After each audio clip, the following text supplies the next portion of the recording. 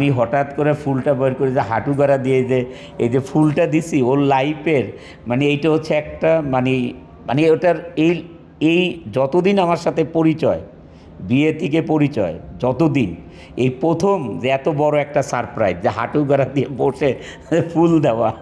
ওরা যখন হাফেজ হবে তারপরে আমরা মদিনাতে ওদেরকে ভর্তি করব। কে বলে আপনি দারুণ প্রেমিক পুরুষ, মানে কতবার প্রেমে পড়েছেন জীবনে?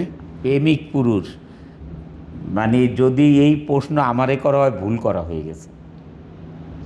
এই জন্যেই বলবো ভুল করা হয়েছে। এই প্রেমের জন্যে আপনি এই যে সকালে বাসার থেকে বের হয়েছি, মানে আপনি বাসায় যাওয়ার সময় মানে সন্ধ্যার সময় যখন হয় তখন বর্ষা একটা ফোন করে কখন বের হবে, আর আপনি বলেন আমাকে প্রেমিক পুরুষ।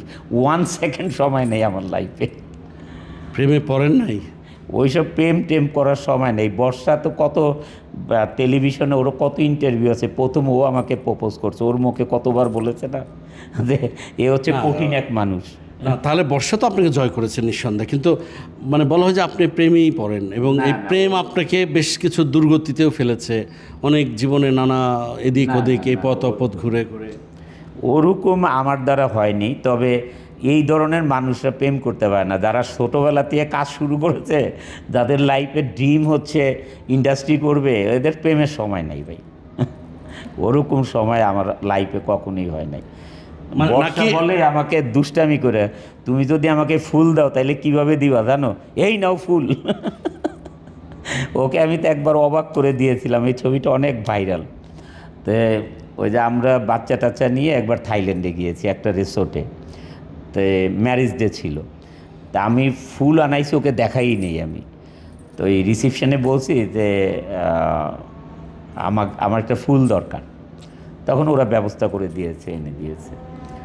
তাই আমি হঠাৎ করে ফুলটা বের করে যে হাঁটু গাড়া দিয়ে যে এই যে ফুলটা দিছি ওর লাইফের মানে এইটা হচ্ছে একটা মানে মানে ওটার এই এই যতদিন আমার সাথে পরিচয়, বিয়ে থেকে পরিচয় যতদিন, এই প্রথম যে এত বড় একটা সারপ্রাইজ যে হাঁটু গাড়া দিয়ে বসে ফুল দেওয়া। এই জন্য মানে একদম ন্যাচারাল একটা ছবি দেখছেন না, হাসতেছিল, আর ওর গায়ে জাস্ট নর্মাল একটা ড্রেস পরা, কোনো প্ল্যান করা না। তো ওইটা আমার দ্বারা হবে না ভাই। কিন্তু বর্ষার মতো একজন মানুষকে আপনি কি দেখে আপনিই বা গলে গেলেন, মানে এত কঠিন বলছেন নিজেকে? আমরা তো কাজ করতে করতে একসাথে তারপরে সম্পর্কটা জড়ানো হয়।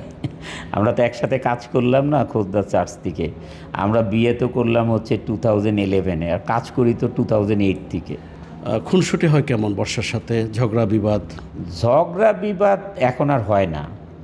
ওই আগে ছোটোখাটো কথা নিয়ে মনোমালিন্য হতো, কিন্তু যখন আরিজ হলো তারপরের থেকে আর ঝগড়া বিবাদ দেখি নাই। কারণ বর্ষা সত্যিকারে মানে বাড়িয়ে বলতেছি না, ধরেন এই যে সকালে রাতে ওইটা তাহাজ্জুদ নামাজ পড়লাম, তারপরে 6টার সময় বাচ্চাদের জন্য উঠে টিফিন বানাতে হয়।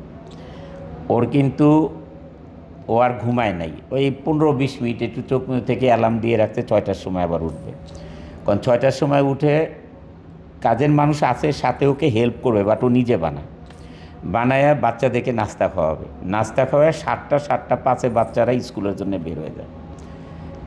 গেল এইটা। তারপরে বাচ্চাদের জন্য আবার ধরেন দুপুরের খাবার রেডি করবে, নিজের হাতে খাওয়াই দিবে।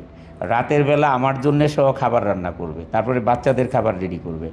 বাচ্চাদেরকে ঠিক 9টার সময় খাওয়াবে, 9টার সময় খাওয়ায় 9:30টার মধ্যে ঘুম পাড়াবে।